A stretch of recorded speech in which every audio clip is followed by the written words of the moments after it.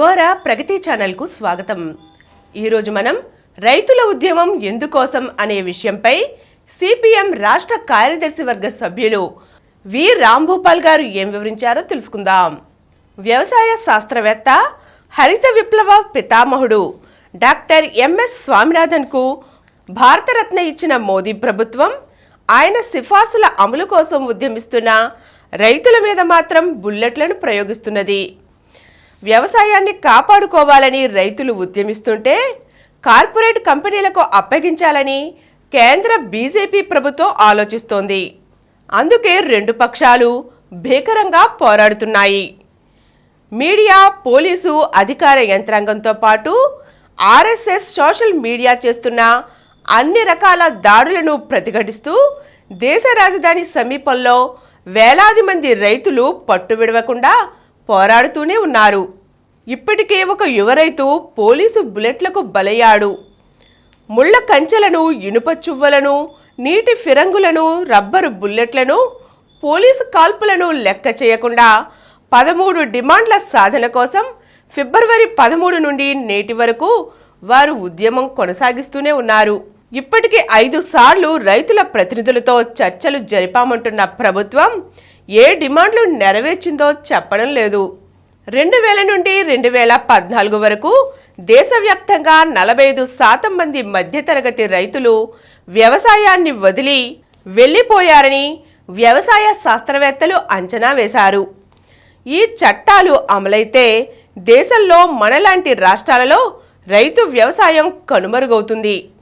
దీనివల్ల పట్టణాలలో పనులకు పోటీ పెరిగి వేతనాలు తగ్గడం, ఆకలి చావులు, ఆహార ధాన్యాల కొరత ఏర్పడుతుంది. అందుకే ఢిల్లీలో జరుగుతున్న రైతుల ఉద్యమం దేశ ప్రజల బతుకు కోసం సాగుతున్న ఉద్యమం. లక్షలాది రైతులు దేశ రాజధాని సరిహద్దుల్లో 2020 నవంబర్ 26 నుండి సుమారు 2 సంవత్సరాల పాటు బైఠాయించి కేంద్ర ప్రభుత్వ రైతు వ్యతిరేక, కార్పొరేట్ అనుకూల 3 వ్యవసాయ నల్ల చట్టాలకు వ్యతిరేకంగా పోరాడారు. అలాగే విద్యుత్ బిల్లు 2020ను ఉపసంహరించుకోవాలని లఖింపూర్లో ఆందోళన చేస్తున్న రైతులపై అధికార మతంతో జీపును నడిపి రైతుల మరణాలకు కారణమైన కేంద్ర మంత్రి కుమారుడిని శిక్షించాలని డిమాండ్ చేశారు. మొక్కవోని దీక్షతో, పోరాటంతో చలికి, వానకు, ఎండకు, అంతకంటే భయంకరమైన కరోనా మహమ్మారికి 700 మందికి పైగా అన్నదాతలు అమరులయ్యారు. కేంద్ర ప్రభుత్వం, పంజాబ్, హర్యానా రాష్ట్ర ప్రభుత్వాలు పెట్టిన అక్రమ కేసులకు వేలాది మంది రైతులు గురయ్యారు, నిందారోపణలను ఎదుర్కొన్నారు. స్వాతంత్రానంతరం గ్రామీణ ప్రజలు నడిపిన సుదీర్ఘ పోరాటం ఇదే. 1990 తరువాత ప్రపంచీకరణ విధానాలపై తీవ్రస్థాయి ప్రతిఘటన ఇది. మోడీ కళ్ళు తెరిపించి దేశ ప్రజలకు క్షమాపణ చెప్పించిన ఉద్యమం ఇది. ఈ సందర్భంగా 3 వ్యవసాయ చట్టాల అమలును వాయిదా వేసుకుంటున్నామని, పంటలకు కనీస మద్దతు ధర అమలు చేసేందుకు కమిటీ వేస్తామని ప్రకటించారు. దీంతో రైతులు ఉద్యమాన్ని ఆపేశారు. అయితే మోడీ ప్రభుత్వం నల్ల చట్టాలను దొడ్డిదారిన అమలు చేయడమే కాక విద్యుత్ బిల్లు ఆధారంగా వ్యవసాయ పంపు సెట్లకు మోటార్లు బిగించాలని అన్ని రాష్ట్ర ప్రభుత్వాలపై తీవ్ర ఒత్తిడి తెచ్చి అమలు చేయిస్తున్నది. కనీస మద్దతు ధర అమలు కోసం ఎలాంటి చర్యలు తీసుకోలేదు. అందుకే నాడు కేంద్రం ఇచ్చిన హామీలను అమలు చేయమని దేశవ్యాప్తంగా రైతు సంఘాల సమాఖ్య వివిధ రూపాల్లో ఉద్యమిస్తున్నది. రానున్న సార్వత్రిక ఎన్నికల నేపథ్యంలో మరోసారి పంజాబ్, హర్యానా రాష్ట్రాలలో రైతులు ఢిల్లీ చుట్టూ చేరి ఉద్యమిస్తున్నారు. అకస్మాత్తుగా కొందరు రైతులు చేస్తున్న పోరాటం కాదిది.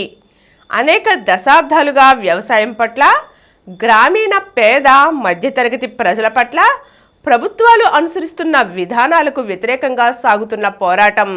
ప్రపంచ జనాభాలో మన దేశ జనాభా 17%.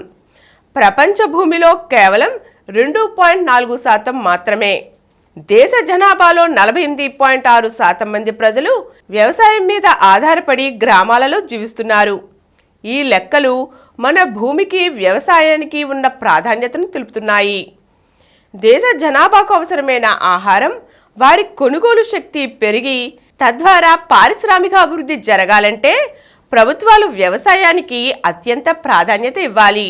అనేక విషాదాల అనుభవాల నుండి వ్యవసాయ ఉత్పత్తులను పెంచుకున్నాం. 1950 నుండి 1990 మధ్య దేశ జనాభా పెరుగుదల 2.5% ఉంటే వ్యవసాయ ఉత్పత్తుల పెరుగుదల 3.4%కి చేరింది. 1980 నుండి 90 మధ్య వ్యవసాయ ఉత్పత్తులు సగటు 4% పెరుగుదల సాధించాయి.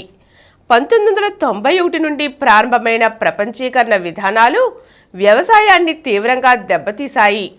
1990 చివరి నాటికి వ్యవసాయం తిరోగమనంలోకి దిగజారి దాని ఉత్పత్తులు -2%కి పడిపోయాయి.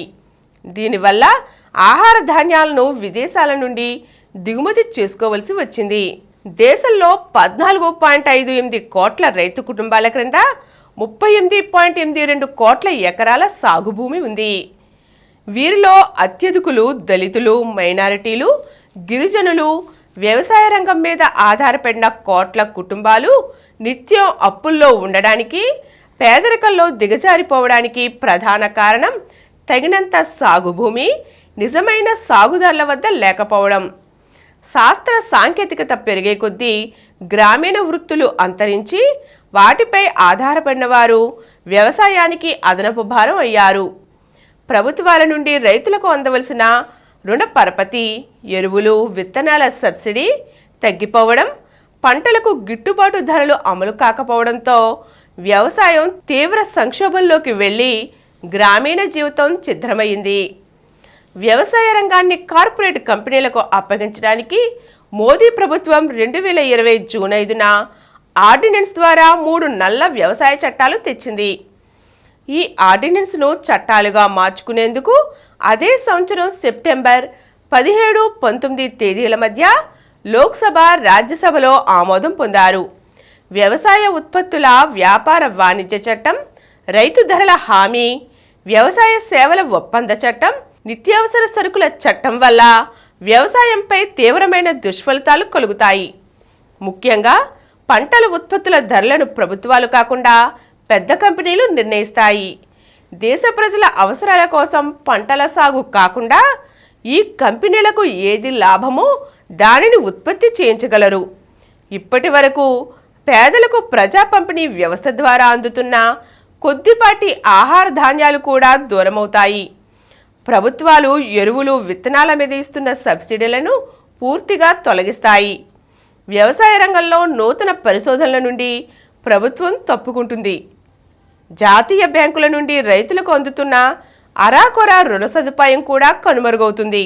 పెట్టుబడుల కోసం ప్రైవేటు వడ్డీ వ్యాపారుల మీద ఆధారపడవలసి వస్తుంది. వీటన్నిటి వల్ల పేద, దిగువ, మధ్యతరగతి రైతులు తమకున్న కొద్దిపాటి భూమిని కోల్పోయి భూమి లేని వారిగా మిగిలిపోతారు. ముఖ్యంగా ఎంఎస్ స్వామినాథన్ సిఫారసు చేసిన మొత్తం ఉత్పత్తి ఖర్చులకు 50% కలిపి కనీస మద్దతు ధర నిర్ణయించాలన్న కీలక అంశం అమలుకు నోచుకునే అవకాశమే లేదు.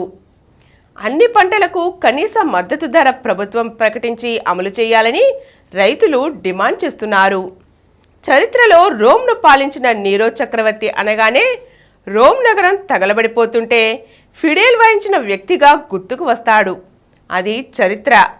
వర్తమానంలో ఢిల్లీ చుట్టూ వేలాది రైతులు ఆందోళన చేస్తుంటే ద్వారకలో డైవింగ్ చేసిన, తిరువనంతపురంలో గగన్యాన్ అంతరిక్ష మిషన్ ముందు మోకరిల్లిన మన ప్రధానిని చూసి దేశ ప్రజలకు పట్టుకుంది. గత 45 సంవత్సరాలలో ఎన్నడూ లేనంతగా నిరుద్యోగం పెరిగిపోయిందని స్టేట్ ఆఫ్ వర్కింగ్ ఇండియా 2023 నివేదిక ప్రకటించిన గత 11 సంవత్సరాలలో కుటుంబ ఖర్చులు ఎన్నడూ లేనంతగా భారీగా పెరిగిపోయాయని, అందుకు అనుగుణంగా ప్రజల ఆదాయం పెరగలేదని హెచ్సిఈఎస్ తాజా నివేదిక బట్టబయలు చేసినా ఏమాత్రం చలించక వేషాలు మార్చి దేశ ప్రజలకు దర్శన భాగ్యం కలిగించగల నేర్పరి మన ప్రధాని. కొద్దిమంది దేశీయ, విదేశీ సంపన్నుల కోసం కోట్ల మంది సామాన్యుల జీవితాలతో చెలగాటమాడటం ఎంత మాత్రమూ మంచిది కాదు. ఈరోజు మనం రైతుల ఉద్యమం ఎందుకోసం అనే అంశం గురించి తెలుసుకున్నాం కదా. మరో చక్కని అంశంతో మళ్ళీ కలుద్దాం.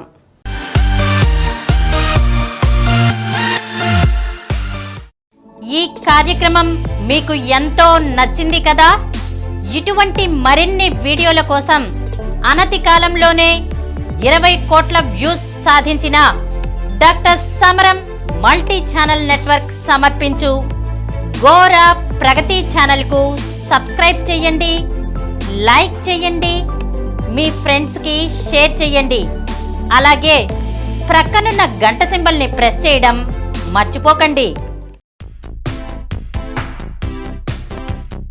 Please download Samaram Multi-Channel app and watch your favorite channels from your mobile. App available on Google Play Store and subscribe to the channels.